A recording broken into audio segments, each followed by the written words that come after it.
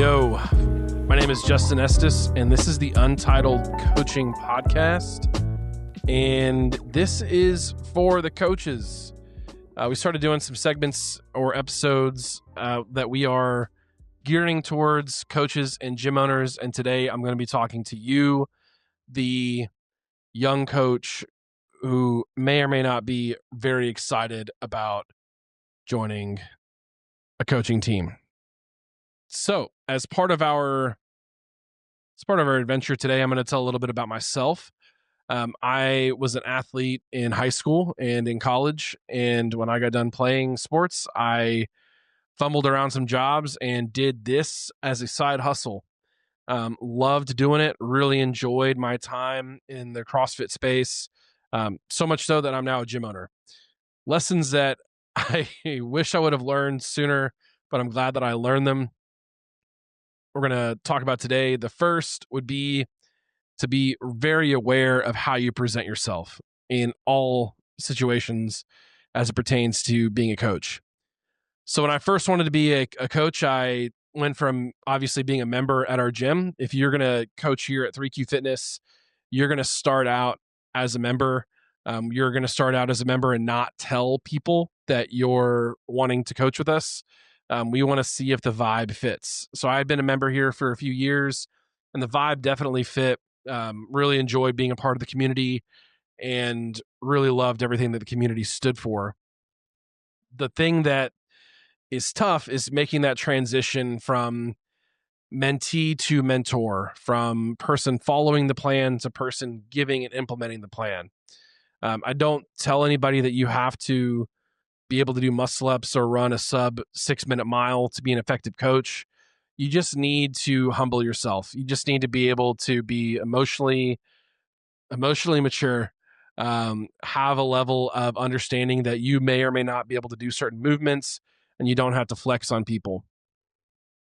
So being aware of how you're speaking about coaching, how you're speaking about your athletes, how you're speaking about yourself is very, very important. There was a long time where I was not positive about how I spoke about myself, and it came across to the people that trained with us. And this insecurity was very apparent. It's not cute, doesn't work. So be really aware of how you're speaking about yourself. Be really aware of how you're speaking about your athletes and your other coaches. That also goes into the next phase is gossip, drama. Just don't talk about your other coaches. Don't talk about other members.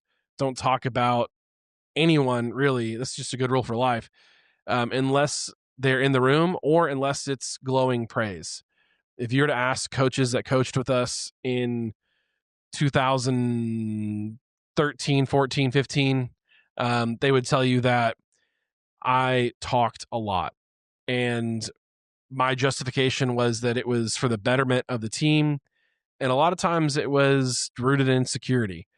That does not make a good team. Now we have a rule where if you're going to talk about a coach, we're just going to rope them into the conversation and it's not going to be a thing. And we're going to embrace conflict. So that's number 3 is to be a coach. You just need to embrace conflict. You need to embrace that there's going to be times where you and your owner disagree. There's going to be times where you and other coaches disagree. And there's going to be times where you and your members disagree. And that's okay. Be able to handle conflict without taking it personally, because it's not about you. It's not about you being right. We have a mentor that used to, I had a mentor that used to say, people aren't against you. They're just for themselves. That's taken a long time to sink in, but it's true. People advocate for themselves, and sometimes advocating for themselves means that it may rub up against you and it may be contentious with something that you're doing and cause some friction, and that's okay. Be able, when you're in conflict, to ask really good questions. Be able to draw the circle around yourself and understand that even if this person is totally in the wrong, there is 1% of something you can own. And then be open to feedback. And be willing to give good feedback. The 4th big thing that I would say is just take the product. There's nothing worse than being a coach who doesn't use the product that you're coaching people to do. Now, I'm not saying you have to have abs to be an effective coach. I'm not saying you have to show this amazing list of PRs. But if you're telling people that CrossFit is the thing they should be doing, then you should probably do CrossFit. If you're telling people that your run program is the best run program, you should probably be running. Whatever it is that you coach, you should probably do that thing a couple times a week. And the beautiful thing about that is you're the guide. So let's say you're someone like me who CrossFit used to mean doing heavy snatches and cleans and a ton of burpees and thrusters and banging my head against the wall 6 days a week, and my cortisol just being through the roof and my weight fluctuating like crazy.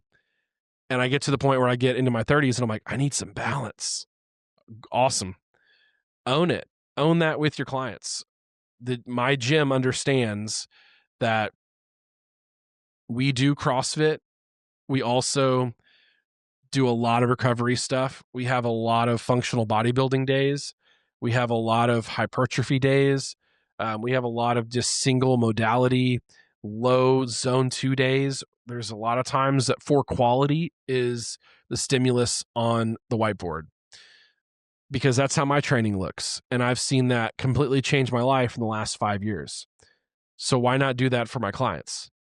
Your philosophy and the things that you believe in are going to shift over time. Do not be afraid to take a stand when your philosophy changes. Don't be afraid that your clients are going to leave you when you find a better way for you. Just be open and honest and document that journey. And that's the last thing that I would say. Honesty is best.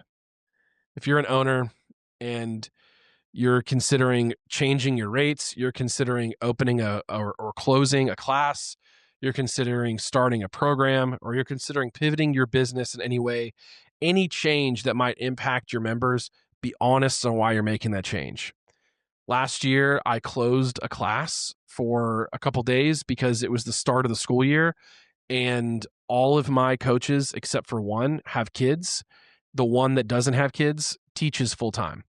And those 2 days that we closed the 7 a.m. class was because we wanted to be able to let the parents, our coaches who are parents, take their kids on the first days of school.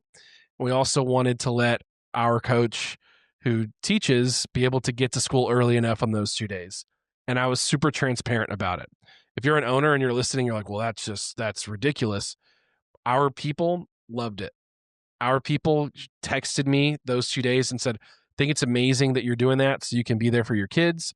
I think it's amazing you're doing that so your coaches can be there for the kids, X, Y, and Z, like all these things. They really enjoyed it. And so anytime that we need to make a change to the schedule, or we need to add or drop a program or an event or whatever it may be, we are intentional, we're thoughtful about it, and we're very, very clear. And we give people time to process that change. It's never a day of thing. It's always, there's a system to it. If you want that system, shoot me a DM. I'd be more than happy to give it to you. I do have a schedule for how we can put out these tough pieces of information. But transparency is key. When I hire a coach, I'm transparent as to why we want to hire that coach. When, anything we do, we're transparent. What that does is it creates a sense of trust. And if people understand, even if they don't agree with what you're doing, if they understand that you've thought about it, you've considered their feelings, you've put a plan into place to make sure that it's going to work and be effective, and that ultimately your goal is to impact them positively, or even impact your coaches positively, so that in turn your coaches can impact them positively, they'll support it. I may not love the thing, but the process I can understand, and I know that long term, this is for my benefit. So that's a quick little hitter for you owners out there on just some things that I wish that I would have grasped more early on in my career coaching. But I'm glad that we have these things kind of nailed down now. I'm glad that I've got this perspective now, because it truly has changed the way that we do things on a daily basis. It's changed our members' experience. And that's what we're in the business of, right? I'm not in the business of getting people the heaviest clean and jerk or the fastest Fran time, or even trying to get them to have abs. I am in the relationship business. I want people to be here, feel seen, feel appreciated, feel that their problems are being solved because we care about them as individuals. And to do that, I got to care about my coaches. And to care about my coaches, I got to care about myself. There's got to be a system in place for this.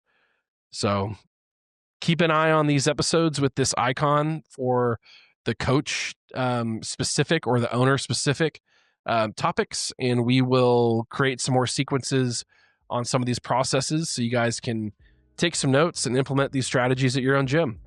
So I'm Justin Estes. This is the Untitled Coaching Podcast. And this episode is for you, the owner. Peace.